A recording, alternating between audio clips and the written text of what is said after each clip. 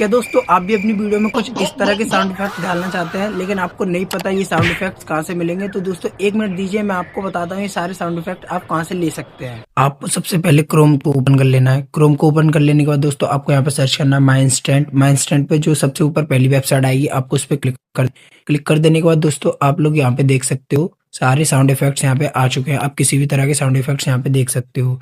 तो दोस्तों आपको थ्री लाइन पे क्लिक कर देना, कैटेगरी का ऑप्शन दिख रहा होगा उस पर क्लिक कर देना। आप लोग देख सकते हो यहाँ पे सभी कैटेगरी के यहाँ पे साउंड इफेक्ट्स आपको मिल जाएंगे, बस उस पर क्लिक कर देना।